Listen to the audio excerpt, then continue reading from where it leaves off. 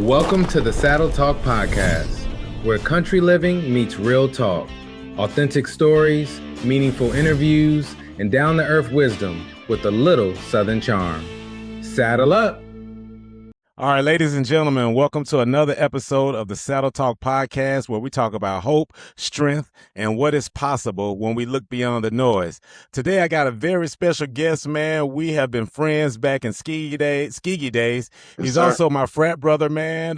We've had a lot of long talks. We've had a lot of good times together, man, in our youth. And now I'm proud to say that he's doing really big things, and it's time to celebrate him. And I think that he should be celebrated today. His name is Damian Finley, and he's an oral and maxillofacial surgeon. It took me a while to figure out how to say maxillo. It's a little tongue twister, but that just lets you know that what he does is important. So, hey, welcome, Damian, man. Welcome. We call him D-Fin, so you hear me refer to him as D-Fins. But, hey, welcome to the show, D-Fin, man. It's been a long time coming. And thank you for having me, Trav. And I just want to let you know I'm proud of you, brother, and appreciate everything you're doing on the platform. You bring in some amazing guests that, give people a lot of insightful and compelling information. And I just love to see that. Okay, appreciate it, man. I thank you for that, man. But today we're here to celebrate you, man. So just let everybody know, give a little bit of background about yourself, man. Okay, so like Travis said, I'm a graduate of Tuskegee University, just like Travis. I'm also a member of Gamma Epsilon chapter, Kappa Alpha Psi, Yo to the nukes. Lighthouse chapter, Yo. And Travis and I became very good friends in undergrad. And I was a biology major, very similar to Travis. Always loved science, always loved math, always loved working with my hands, which is why Travis and I were both very celebrated and decorated cane masters. Yeah. And what ended up happening was, initially when I was graduating from college, I wasn't sure what I wanted to do.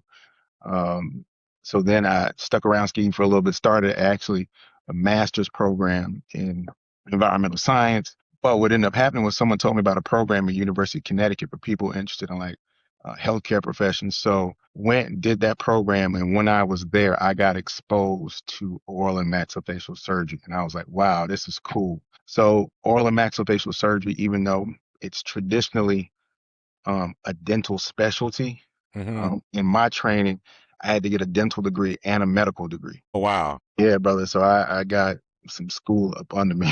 I didn't know you had to do both of those, man. Brother, that's like about 12 years of schooling, man. Man, it felt like it. 12 years a slave. So, and when I went to that program, UConn saw it, and got exposed to it rather, and then came back, decided to forego finishing up the environmental science degree. Took this test called a DAT, did well on it, and because my undergraduate GPA was pretty good, dude, I got offered a full ride. Wow, man. So I applied to multiple schools. I applied to UAB. I applied to Harvard. I applied to University of Connecticut, Michigan, Meharry, Howard, MUSC. Got accepted into all of them. Harvard was, gave me a scholarship, and I was interested in going there. But I was like, man, UConn just felt like home. So I accepted UConn. They gave me a full ride. Harvard was only going to give me like 70%, So I'm like, man, I'm just going to go ahead and go for. Wow, I didn't know you had a full ride. That's what's up, man. That's hard to do in medical school. Man, it is. So ended up going to Connecticut, had a great experience there. And after I left there, I ended up applying for residency, went to New York City at the Mount Sinai Hospital, where, I trained in oral and maxillofacial surgery. And that was 6 years long. And then part of that training included me obtaining my medical degree. So with that, so I already had my dental degree from University of Connecticut. Then I got the medical degree from Mount Sinai School of Medicine. Then I stayed on to complete the residency there. And in that residency, and the reason that you kind of need both backgrounds, right, is you do more dental surgical procedures. Like I take out wisdom teeth and put in implants, but I also, manage what's called maxillofacial trauma, or any trauma kind of from the clavicle on up to the, the neck. Like if somebody gets in an accident or something like that? Motor vehicle accidents, interpersonal violence, people with like soft tissue injuries like complex lacerations, or people that sustain any type of bony trauma, broken jaws, broken cheekbones, eye sockets, things like that. Wow, man. Yeah. So that, or people that have like big cysts and tumors in their jaws, I take those things out. people that need temporomandibular joint surgery, jaw joint surgery, or people that need complex facial rehabilitation or reconstruction rather, that have been born with like what we call congenital anomalies, where they're born with like abnormal jaw relationships with certain facial structures. We go in and reconstruct it. Did one last yesterday. It was in the Oh, OR for wow. 6, 7 hours. Yeah. So Wow, man. I mean, I knew you were a surgeon, but I didn't know it was to this extent, man. That's pretty amazing, man. So when you're going through med school, like, year after year after year after year after year, like what gave you the fortitude to keep on going and say, like, all right, this is what I want to do. Like I'm in it to win it. I'm all in. Or was there like another option where you're like, hey, well, I can finish right here and I can be just as good? no, for me, man, I've always been the kind of individual. I always like a challenge. I love to challenge myself. Very similar to Kobe Bryant with the Mamba mentality. Uh-huh. I just felt that if I stick to it, work hard every day, that I'd be able to kind of get through anything. And so I Okay. think that's what I wanted to do. So, not saying that I didn't have tough days, tough nights, but you learn to deal with those things. You buckle back down, stay focused, and just box out the noise and just win. And I feel like Tuskegee gave me the tools to be able to Yeah. prepare for that. Do you know what I mean? And I think a lot of people don't realize that was one of the blessings that came with Tuskegee, right? Like we have some of the most brilliant minds there, but also, we know, and coming out of a historically black college, that, a university, the challenges that we would face Hmm. in the way maybe our education would be viewed. Some people may view it as less than, whereas I tell people no. There was at one point, dude, when we were at Tuskegee, I don't know if you remember this, a few years after, Tuskegee was actually listed as a top like 50 or top 75 university, period.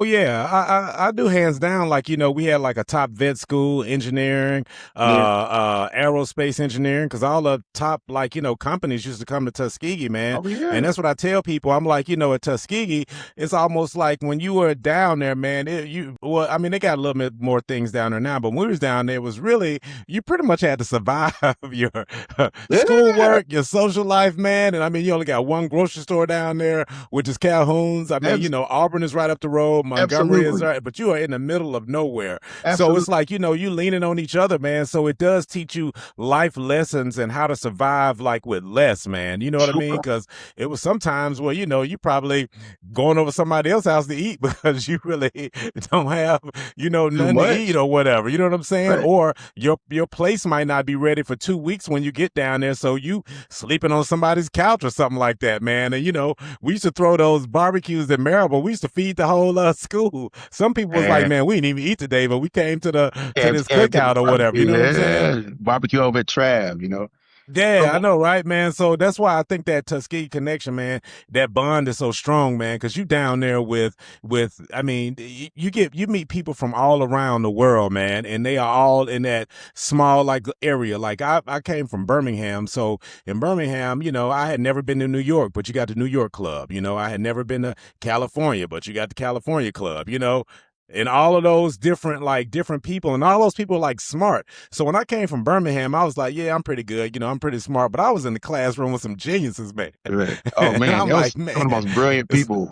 especially in biology 250, Man. 251, and Whew. biochem. I'm like, how do these dudes know this, man? Like, did I miss class in high school or something? And I know some of the most brilliant minds over there. And I tell people the other day, like if you look at Mackenzie Scott, and then Jex Bezos' ex-wife, she gives a lot to Tuskegee. And when she came down there, she saw and got to meet and interact with the students that are there now. And she's like, wow, these are some of the most brilliant minds Right. right here in this very small town. And I think that legacy has always been there. I think we're getting the recognition that we do, so rightly deserve more so now, especially with the advent of the internet, advent of the internet, but with the internet promoting more stuff. But Right. think about it, right? Even Petit, there's a reason why he was actually able to garner, support from multimillionaires, people that were philanthropists like uh, Thrasher and all the people that kind of helped contribute to the, giving money to the school to be able to Mm-hmm. like provide buildings, to provide supplies and all those things. So because they were impressed with what he was doing there, and they had an opportunity to interact with the students, and they got to see themselves that the lie Hmm. that people of color, black people, right, did not have the intellectual capability to be able to do the same things that they were able to do, right? I Right. tell people this all the time, man. I don't know if you know this. Frederick Douglass was such an amazing orator, right? That some of the stuff that he wrote that was actually in publications that went out, when some white people read it, they said, "There's no way a black person wrote this," right? Oh, wow, Because man. yeah, because the level of intellect that was displayed in his writing. The dude was just so eloquent, and his delivery was right on point. His writing was succinct. Everything was clear, right? And this dude, think about it. He came up in the binds of slavery, and most of Oh, a man. big part of the education was self-taught. Hey, you know what's crazy about that, man? Like Frederick Douglass, I read his story. I read his book, man. My mother Mhm. bought it for me like a while ago. And what was impressive to me is that did you know? I don't know if you know this, but like with Frederick Douglass, he was on the plantation, right? And he was, about to get a beating from, the slave master. He ended up beating his slave master up and walking off the plantation like I ain't doing this no more, and walked off. And back then it was embarrassing, like if some, if a slave like outdid you or whatever. And so the slave master, I guess, didn't want to be, embarrassed, but for him not to like kill him, and he had that enough confidence, like, you're not gonna do nothing to me. I'm not gonna be a slave anymore. I just beat you up, and now I'm just walking off the plantation. And this dude actually walked off the plantation. And I was thinking to myself, like, man, that is inspiring in itself, man. That just shows you, if you have a vision, if you have a dream, you can do it, man. I remember, man, you used to tell me all the time, man, when I was trying to remember Kevin Saab, you was like a small sacrifice for a lifetime of pleasure or a lifetime of excellence. In life, man, I still hold on that to the day. To that, I still hold on to those words you told me in reference to Cap Outside today. Whenever I'm going through something, like, it's been a lot of times, man, throughout my career where I'm just kind of like, my God, man, like, this is like a lot of stuff, but I'm just like, all right, just a little small sacrifice right now, man, and then afterwards, man, it'll be easy selling. You know what I mean? So I got to give you your flowers now, man. I still think Appreciate about those words that you said, like, back when we was at our Skigi days, man. Yeah, man. And listen, iron sharpeneth iron, brother. There are things that, you've said to me and things that I've seen you do that inspired me, believe it or not. And even now, what you're doing, like I said, utilizing your platform to potentially do even, I touch people every day as far as being able to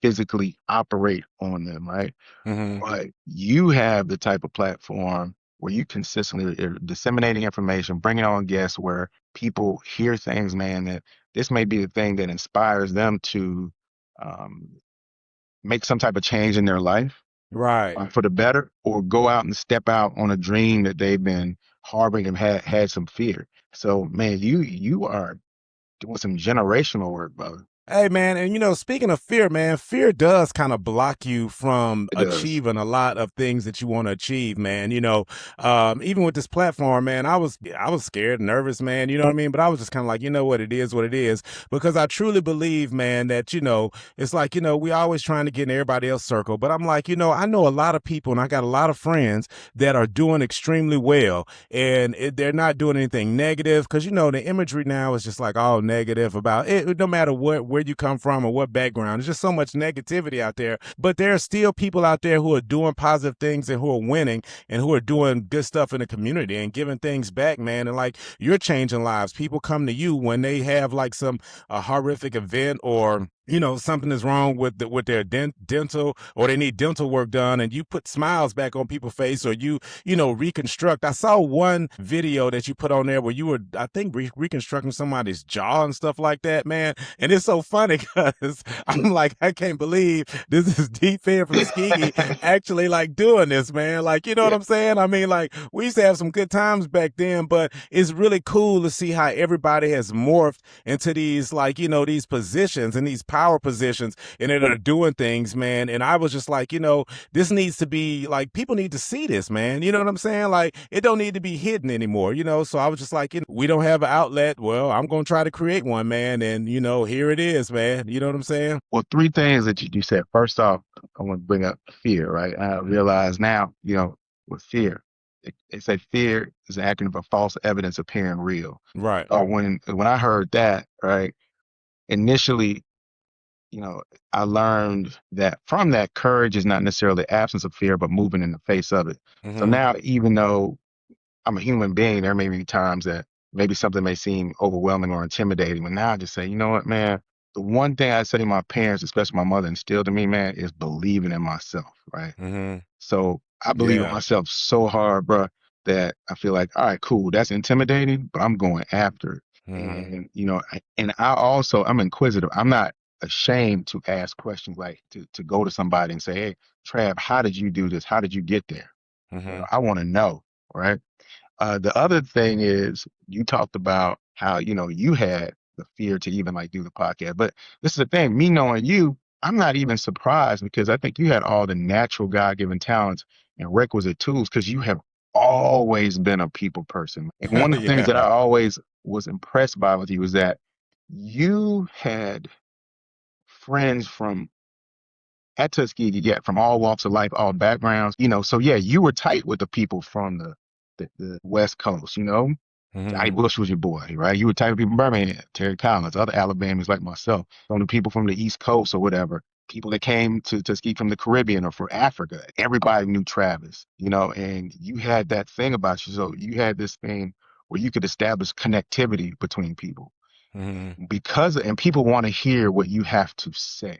And Mm-hmm. so that's why, take your platform very seriously, brother. The things that you come out your mouth, um, are nuggets for people to like to adapt to. And so yeah, and then the other thing is you said people, we need to kind of see all this stuff, right? When Mm-hmm. people see what I'm doing, what you're doing, right? Especially for younger people that look like us, that have that fear inside, well, I can't get to that level.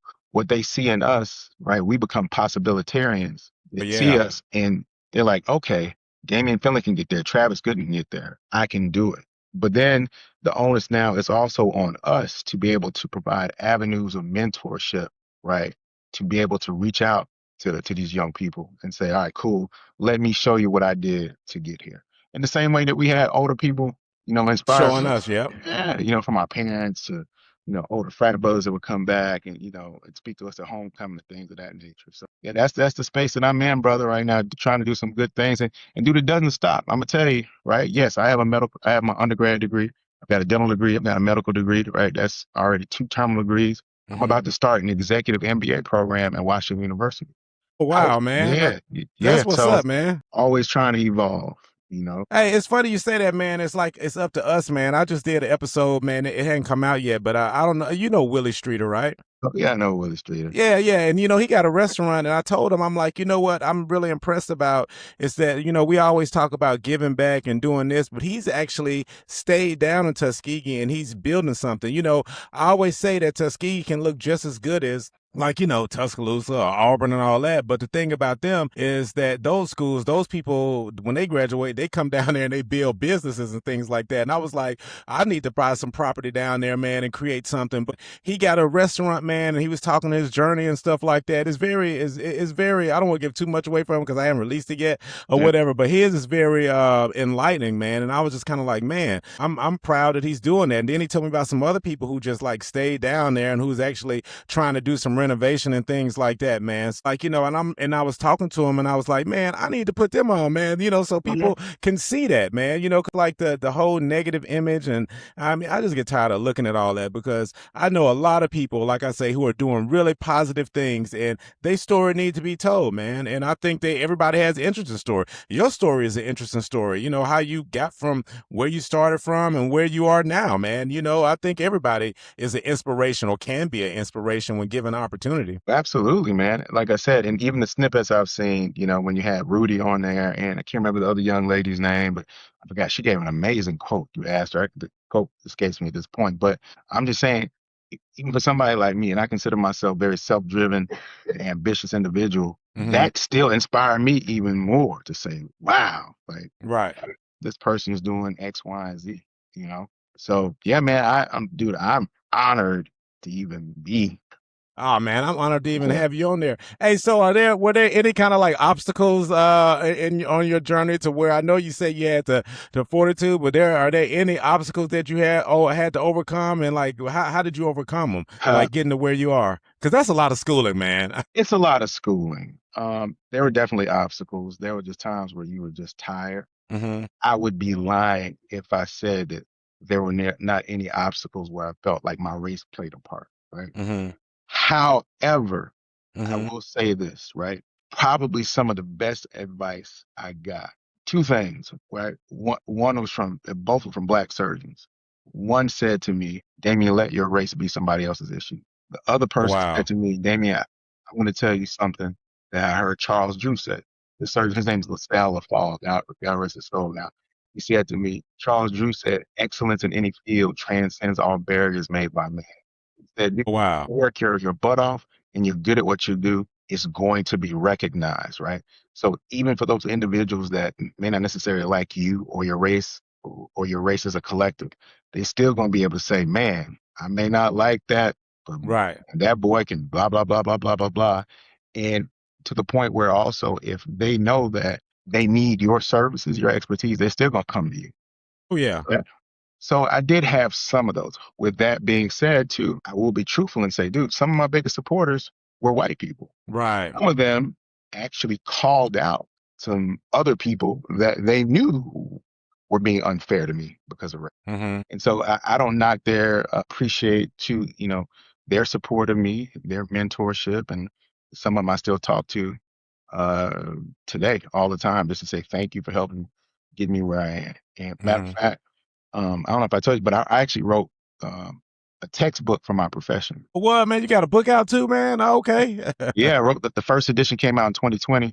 The second Okay. coming out, and so yeah, it's a book geared for surgeons in my profession that are seeking what's called board certification. Because what happens is after you become a surgeon, and you So want, we need to add author to your title as well. so yeah, I'm an author, and so but in my acknowledgments, after thanking the Most High, my parents, and everybody from Ski, I thanked all these list of like mentors in my profession, like I said, and many of them were white. Yes, many of them look like me. Mm-hmm. Many of them are also white or Hispanic or women. Right. And so I just, man, that is why mentorship is such a big thing for me because I know where it got me. So I have mentees now. I don't know if you saw a Facebook post that I did a few weeks ago, but my mentee, his name is Jalen, kid from LA. I saw that it was a young kid. Like he had Really, yeah, I didn't see the whole post. I really, forgot what, but I did see him really standing with like hard. a certificate or something. Right. So he's going to be going into the same profession as me, but he's going to Harvard's program. Wow, man. Yeah, exactly. And so I've been a mentor to him in the same way people were, like I said, mentors to me. And, he and I, we still talk on a regular basis. And, you know, told him I'm That's what's proud of up. him. Yeah.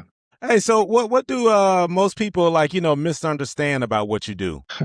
I think most people think that because of the fact that I have a dental background, they'll come to me like, yeah, man, I got this crown on this tooth. I'm like, man, I can't really help you with that. I was like, I know somebody that can help you with it. I just can't help you with that. If the tooth needs to come out, I can take it out for you. And that's it. But I tell them like, those are the kind of the minor procedures that I do. And then once I show them like videos about what I do, they go, oh yeah, that's different. You know, like tomorrow I'm doing a surgery where one end, sadly this patient has cancer and it's involving this segment of his upper jaw. We're gonna go in there and cut a big wedge of his upper jaw out. And then Wow, ultimately, man. what we're going to do is reconstruct it by taking bone from his fibula in his leg, bringing it up there to replace the bone and the soft tissue that's there. And yeah, so I do stuff like that. So these procedures, like when you do some of these procedures, man, like are because I know every procedure is different. Like, Yeah. so how do you like I guess I want to say, is there like say for instance, somebody has something that they need to get done, but it's a new procedure. How do y'all come up with the concept to fix it? Like, do you all like, do a lot of research Yes. and, y'all collaborate together to figure out the best? How does that process work? What it is that, especially when it comes up to stuff, because things are ever evolving, right? So what you do is you read uh, the old literature, you read the current literature that kind of sets the current precedent, and then when you start looking at the shortcomings of things, you always ask yourself these questions: how can we figure this out? And you just start trying novel approaches. And then when you see those novel approaches work, then boom, you have an answer to that. That then goes into the research, right? Mm-hmm. So, matter of fact, there's something that I'm actually working on right now with a company to kind of help regenerate like bone in the head and neck region. And one of the things that we're using is actually some tissue from this salamander called an axolotl. Okay. Because salamanders have a very high regenerative capacity, right? Think about a salamander. You cut a little his tail Uh-huh. off, or his boom, within a few days, it's returned. So it's Right. almost like, how can we incorporate that in the human model to help regenerate different things? So right now, working on that. And once I figure that out, which I will at some point, Uh-huh. I'm determined, and not me by myself, obviously, Right. collaborative efforts of many. Once we figure that out, then we'll be able to then incorporate that into our armamentarium to be able to help these patients. And Hey, so when you're performing like surgery, is there like a team, like say for instance, like you specialize in something and then the person next to you, I'm just like me, yes, thank God I've never had to have any kind of extensive surgery, but I'm just going by what I've seen on TV where you have like 4 or 5 doctors and they're all like operating on like one person. Are each one of those doctors like specialized in a different part, and or it's yeah, just like, it's a that's a collaborative effort? How does That's that an work? excellent question. Excellent question. So sometimes it depends, right? So for example, in my practice at the hospital where I am, right? Hmm. My practice is at a practice here, a hospital here in St. Louis, Mercy Hospital, which is a level 1 trauma center. Level 1 trauma centers, like UAB is level 1 trauma center.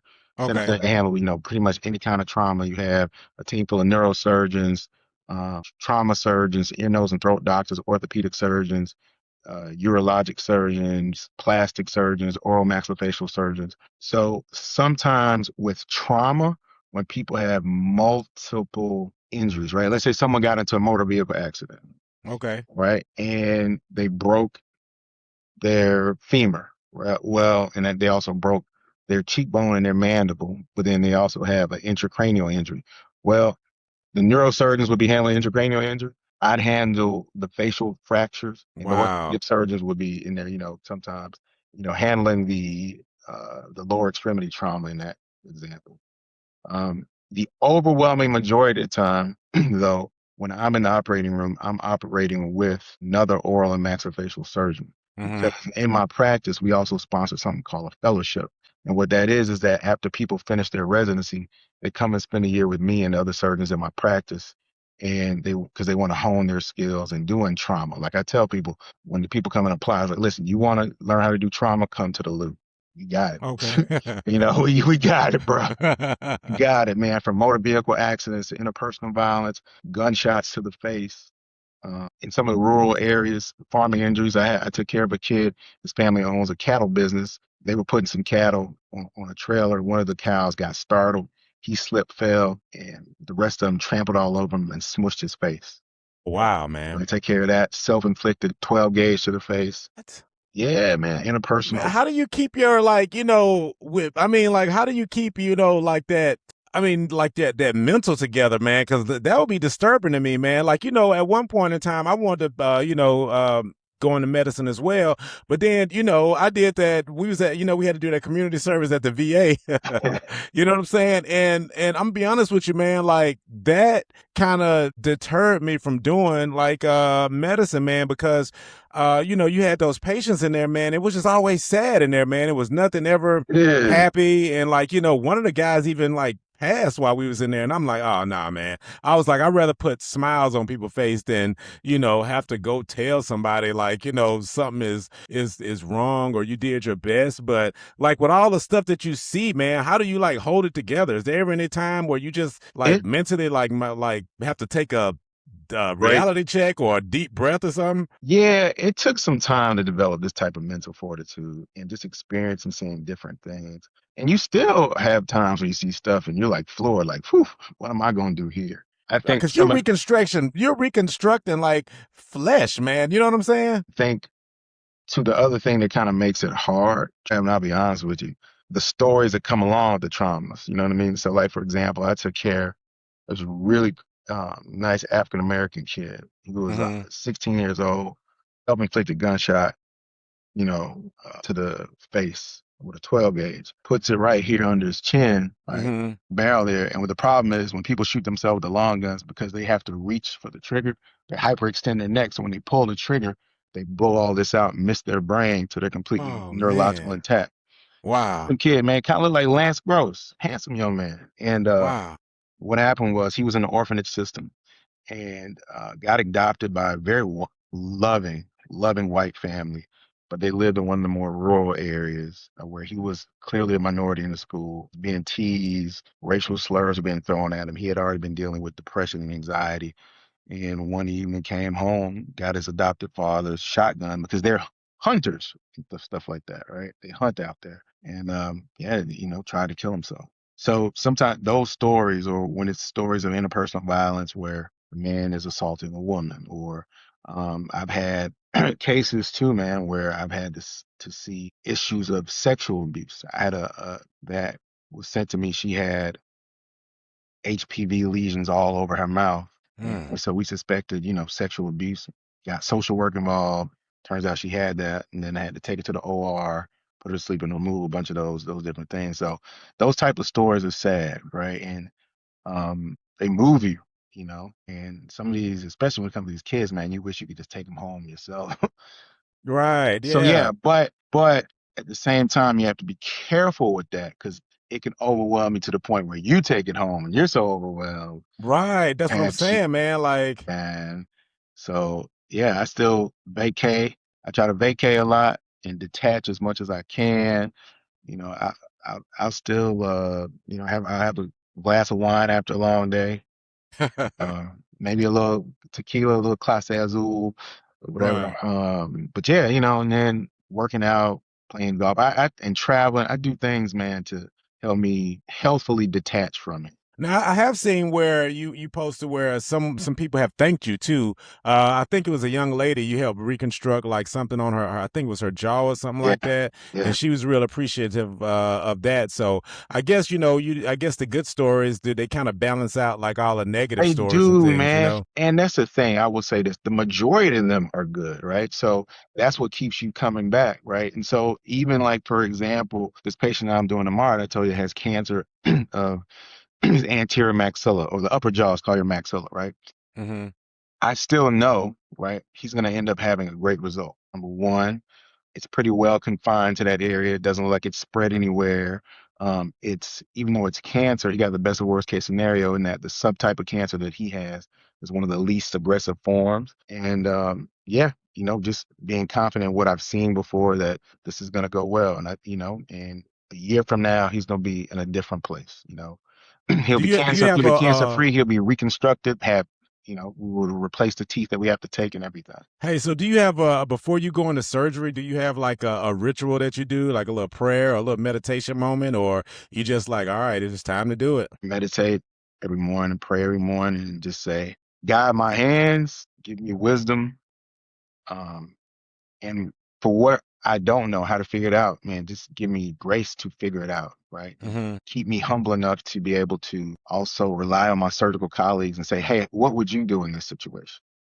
Oh, okay. And because sometimes surgeons, man, get a lot of egos. A lot of them have God complexes. They don't like to do that. That's not me. I mean, because to me, that's to the detriment of the patient, right? If Right. like if there's someone who has seen something more than you or has faced a certain situation, ask them about it. And sometimes you Right. may even want to ask them to come in. People come to me all the time, be like, "Hey, can you scrub this case with me? I know you've done X, Y, and Z before." I'm like, "Sure, not a problem." Because at the end of the day, you got to throw your ego out because it's patient care. So we all took an oath, a Hippocratic oath, say do no harm, take care of patients, and that's what we do. Dang, man. Like, I mean, like, that's a lot that goes into that. I knew you did, but I didn't know you dealt with all that. And I think God put people in different positions for different reasons. You know what I mean? I was doing an episode with one guy, and he was like, the universe will let you know what it needs you for. You know what I'm saying? And then another person was like, pray for your best interest, because a lot of times we pray for things and you might get it, but it might not be what you was for you. So pray that you're praying for your best interest.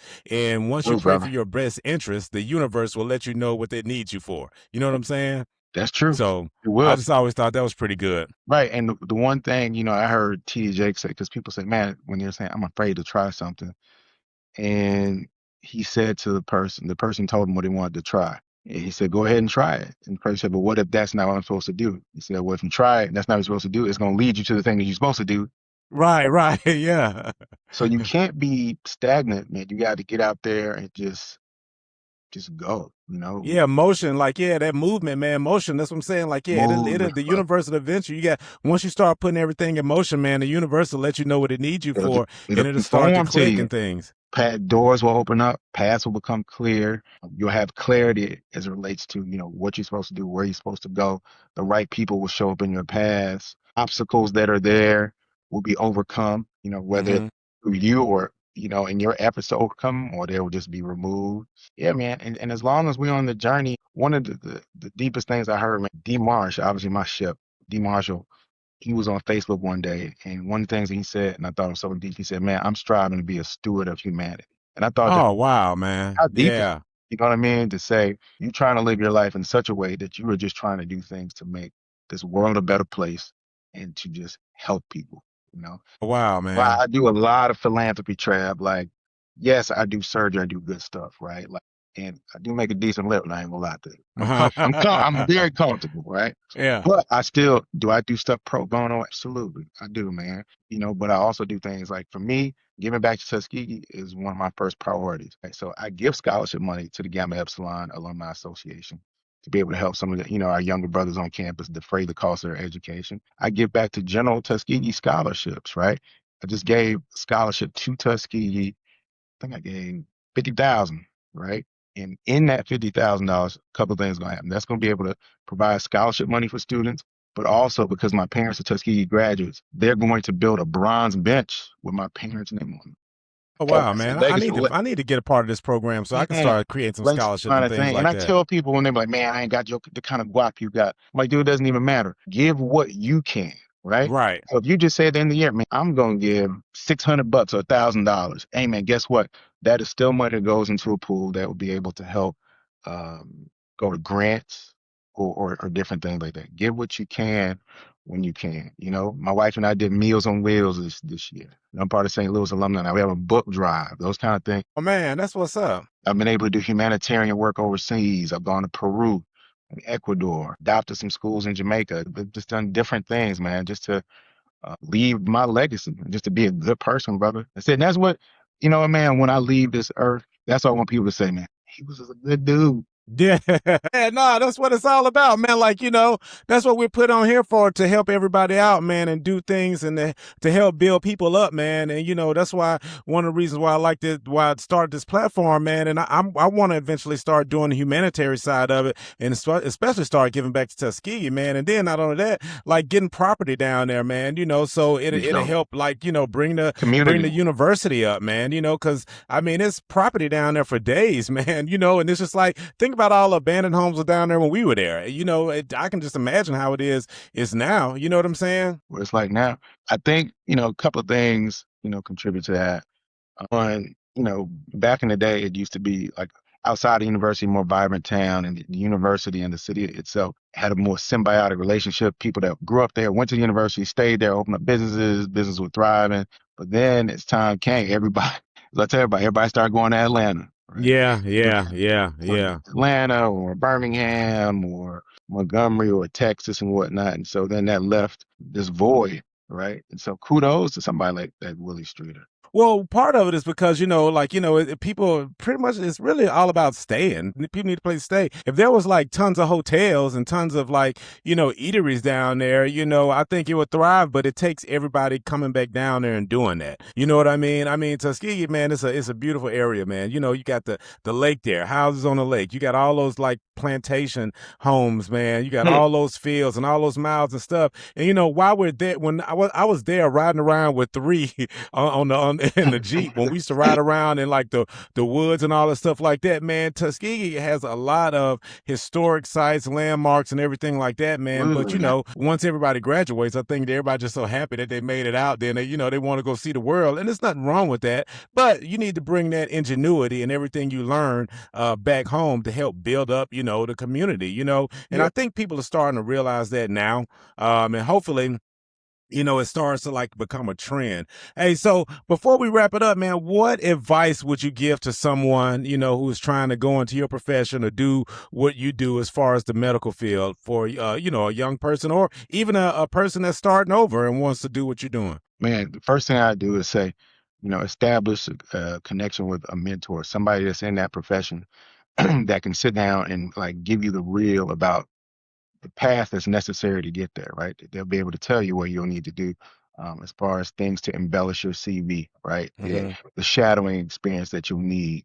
If there's any tests that you have to take, admission tests, right? To like the MCAT or DAT and all those kind of things, types of scores you need to get, what your science grades are. And then also, and that's important too, because those individuals can introduce you to other people that are at certain academic institutions, because it still does help to have that connection, brother. I tell people that all the time, right? For me to be able to say, yeah, I know Travis Gooden's son. That's my godson.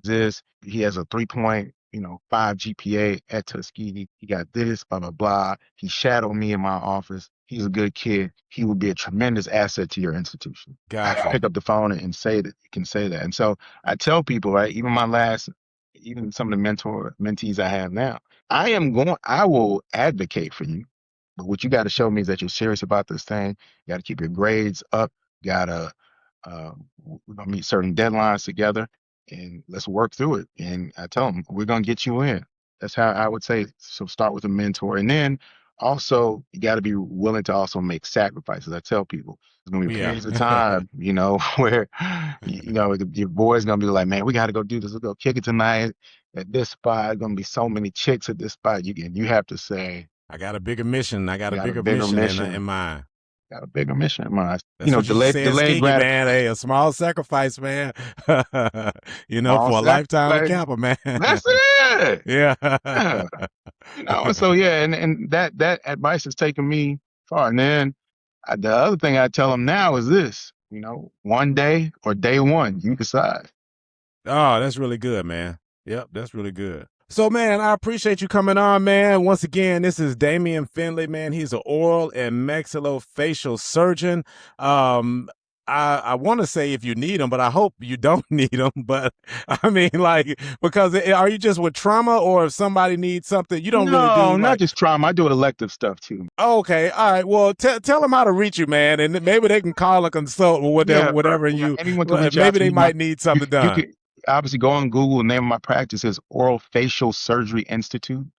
We're located here in St. Louis. Like I said, our main office is at Mercy Hospital in St. Louis, which is a level 1 trauma center. We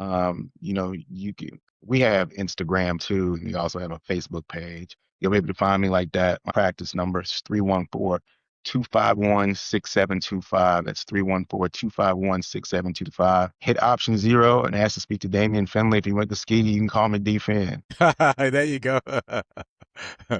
That's what's up, man. All right, man. I appreciate you coming on today, and I definitely will reach out to you, and we'll do something. I'll probably drive up there to come see you, man, and we'll just do something live or whatever. The crazy thing is, I did not know you were that close, dude. We went to Nashville last year. Nashville's amazing. No, dude, let me tell you, the reason you need to come to Lou and see it, because and I had friends that went to like Tennessee State. Some of them Birmingham, Prentice Hill, P Hill. Oh yeah. I know Prentice Hill.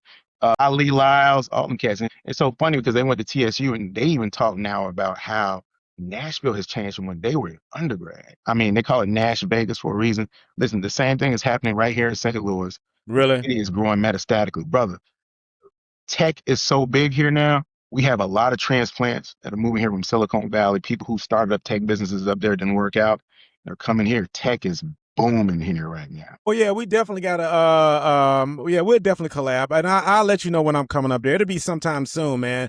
Probably like in, probably after March, because my son's birthday's in March, so it's like, I'll be March doing what? March 21st. Okay, so he just missed the Pisces deadline. Yeah, I don't even know what that is, man. Yeah. All I know is that I'm a Leo, man. I'm in August. Yeah, no, I'm in March. I'm March 16th, so that's what's up, man. Oh yeah, he But you March still got 21st. plenty of room to stay, man. When it gets warmer, Okay. man, or come later on, you come over, jump in the pool, we kick it. Yeah, I know. I saw that pool you got. You got one of those MTV career pools. All I right, felt man. the judgment in that statement. There you go. Hey, all right, man. It was good talking to you, man. Good catching up. We definitely gonna collab, man. And like I always tell everybody, man, always keep it country, keep it cowboy, and God bless America, man. Appreciate you coming on, man. God bless, man. Let's talk. So, All right. brother, later.